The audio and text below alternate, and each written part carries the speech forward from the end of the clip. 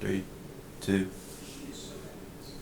Hey, what's up, Internet? The King of North here with that other guy, and we're bringing you a digital Getdown of Telltale's Game of Frickin' Thrones. You sound excited. I'm really excited. I don't know if you can tell by the hat and the shirt, well, the beanie and the shirt, that I'm a pretty big fan You're of conflicted. everything. You're conflicted right now. Am I really, though? A little bit. I mean, the one true king, with Stannis Baratheon and the Starks, are pretty awesome.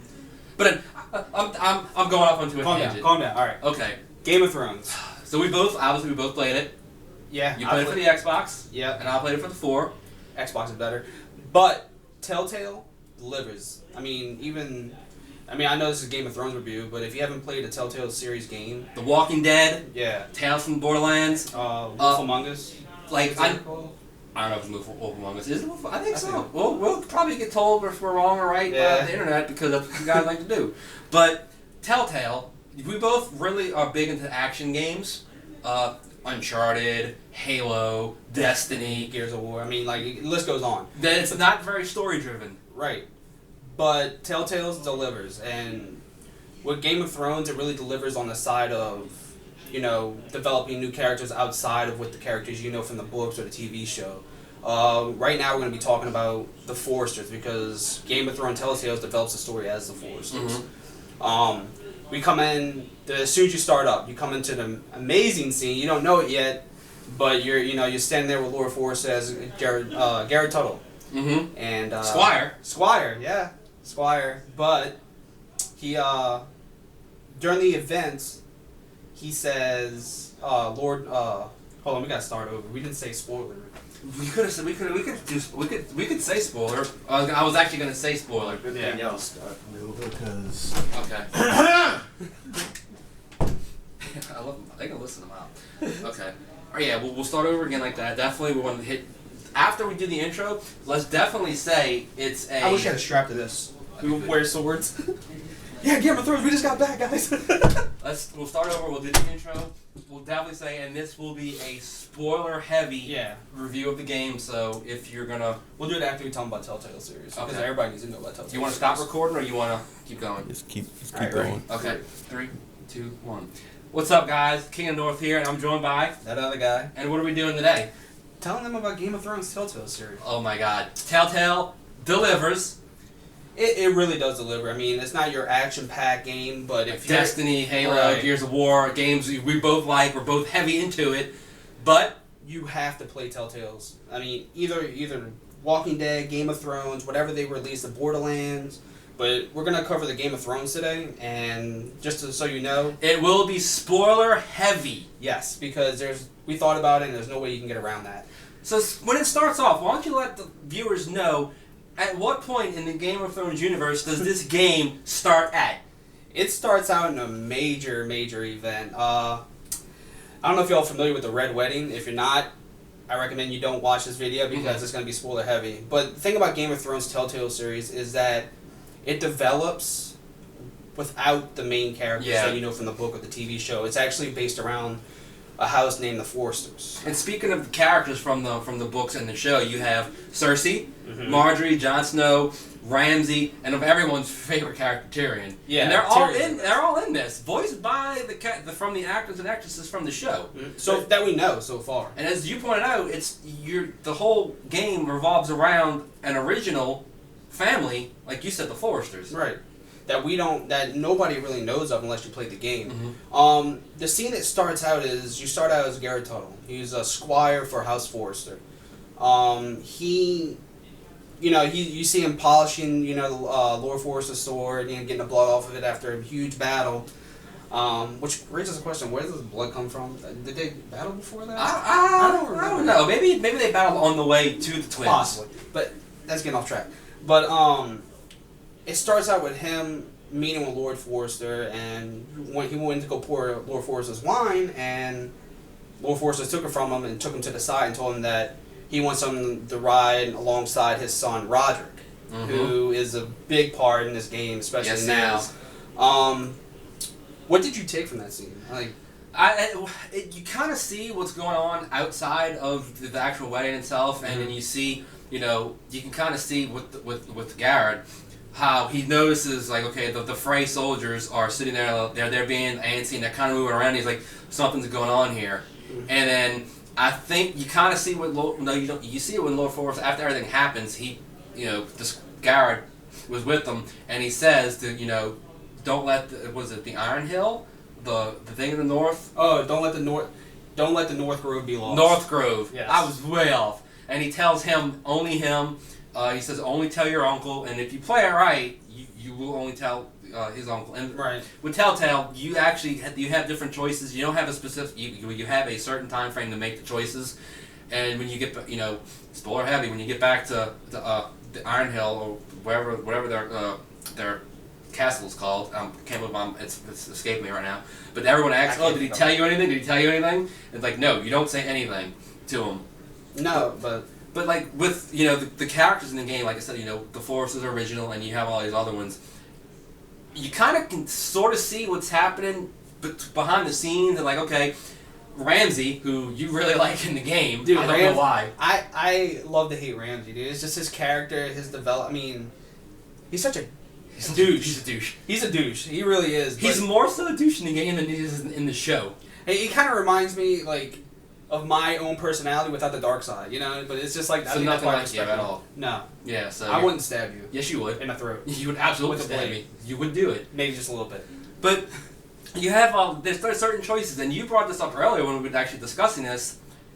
When Mira Forrester, she's a handmaiden to Lady Marjorie in the capital, and there's a character there that she meets, and he's like kind of trying to help, but then again, you don't know how you feel about him. He's just cool boy. Yeah. You had an interesting theory about him. Yeah, I think it's just how his character is. He's always there when he needs to be there. No, he's not there when he doesn't need to be there. Kind of pertains. I mean, we don't know much about it, but I'm thinking he's more towards a House of Black and White, where I'm not going to say who goes to train to become, a faceless man, but we all know, if you read the books, you know who I'm talking about. Yeah. But the Coal Boy is.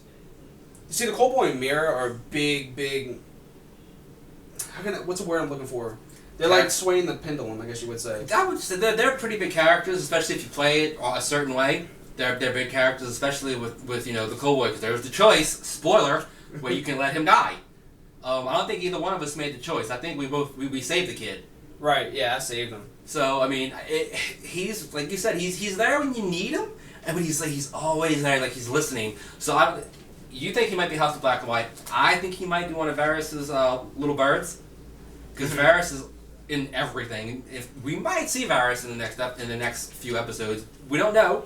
They haven't released a date for it. No, which I'm really antsy about because I need more. I know, God, we need more. I need more. Back into the Foresters, when Roderick is killed at the wedding, his brother becomes Lord of the Foresters. Yeah, Lord Ethan. Ethan Forrester. And episode 1 was, if you thought the Red Wedding was kind of shocking. You want to let the viewers know what happened at the end of episode 1? That both of us were like, "Holy crap!" So at the end of episode 1, Lord Ethan Forrester invited Ramsey. Either he invited him to the hall by himself or with his troops to come talk about the discussion. Because what happened was Garrett Tuttle, a pig farmer that no one knows he got promoted from squire to rider next to Roderick in the caravan, killed a Bolton. Yep. A noble knight that killed his family, his 8-year-old sister and his father. I chose to fight. Oh yeah, I chose to fight too. Right. So, with that being said, Lord Whitehill, who hates the Foresters because they just have a long-standing feud, I believe. I don't know if they go into it. Yeah, they have a long-standing feud because of something that happens later on. I'll get into that. But Lord Ramsey and Lord Whitehill come into the Whitehall, and me playing as Lord Ethan, I'm not bending the knee for anybody. Nope. You and me both. Yeah. Unless it's the one true king. Stands for Rathin. But he comes into the Whitehall. They have a discussion. I'm not going to tell you about what, and you can play the game and figure it out yourself. But at the end of the scene, these words will stick with you forever. Oh, something sticks with you forever. Lord Ramsay tries to grab your sister, and you intervene. Mm-hmm. Lord Ramsay said, "Okay, you can stay here." And he walks up to Lord Ethan. He's like, "Aren't you the bold little lord?" Dagger right in the throat. The kid was what? He might have been 12. If that. And you're like, holy crap, that really just happened. I was shocked, and that's where episode 1 ends, with him get stabbed in the throat. And your younger son Ryan Forster, who would have been lord of the house because now he's taken as a hostage by White Hills and Roose Bolton. And then you wanted to talk about the White Hill, like the feud between the White Hills and the Foresters. You want to expand on that? My vision is Lord Gregor Forrester.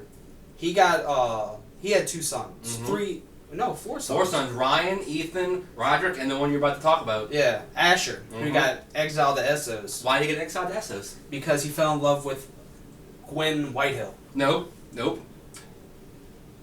Yeah. Is it? Yeah. You're right. I'm stupid. But yes, it is Gwen Whitehill. Yeah. My mistake, guys. It's Gwen Whitehill. It is. And what happened was, instead of going to war with the White Hills, he got exiled to Essos. Mm-hmm. And that's where episode 2 picks up. Now, you don't know much backstory about that, but with that coming in, you start off with Asher at a abandoned tavern. Mm-hmm. And that was pretty cool. Yeah. That fight, you get a fight scene to start. You start off episode 2 with a fight scene, which is pretty baller. It's pretty dope because Asher has, he lives a dope life doing dope things. He's a sellsword now because he no longer has a quote unquote family from being exiled for falling in love with somebody he thinks he loves at the age of 18. But the thing is, how the story develops is based on your choices. And with that being said, when back to episode 1, you had a choice with Ethan to send your uncle to Essos to go get him or not. Mm-hmm. You chose to send him? Yeah. Me too. I chose to send him. I don't know if the story alters if you send him or not, but when Malcolm meets up with Asher, mm-hmm.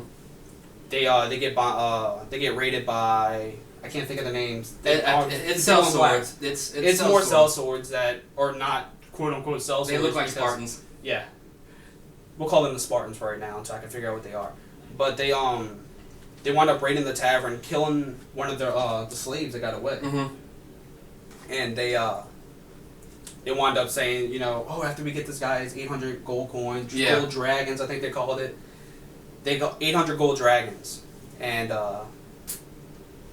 that turned out to be a big ass brawl. Yeah, it was pretty cool. And did you break the guy's neck? No, actually I did not. I did. let him live. I broke his neck. Did you? Yes, No, did you talk about the scene where the girl was like going to kill him? Mm-hmm. Yeah, no, I let him live. No, I killed him. But I guess we'll wrap this up here, and man, we're definitely looking forward to episode 3. Episode 3, Sword in the Darkness. There is no date for release yet, but definitely check out Facebook because we will let you know. And one more thing. You can't forget it, dude. The Roderick and Elena Glenmore. Yeah, wedding. make sure when you get the choice to when you meet with her to be betrothed, humor her, be honest, and offer her dad some of the ironwood because you will get the betrothal. Yeah. And speaking of the betrothal specifically, you can watch. I will have a link in below where I'm playing the game. That's what I thought below my half. So. You do. So you will see where I don't get the betrothal, but when you see episode 3 when I play it, I will have the betrothal. But definitely you want to check out my gameplay. Let me know how bad I am at it. It's okay. This guy here is going to talk my head off more about Game of Thrones because we could sit here for hours and talk about it because this guy has amazing theories. I do. But that's Digital Getdown on Game of Thrones. Scale of 1 to 5, what do you give it? 5. Oh yeah, 5s between him and I. It's I can't believe I game. hesitated. It's 5. Oh yeah, it's really you definitely need to play these games. It's 5 stabbings out of 5, 5 onions out of 5, 5 Captain America shields out of 5. However you want to grade it, we're giving it 5 out of 5s. But guys, check it out. Don't forget to like us on Facebook, subscribe to us on Twitter and YouTube, and we'll catch you guys next time. Take it easy, internet. God damn. I can talk about that for hours. I know.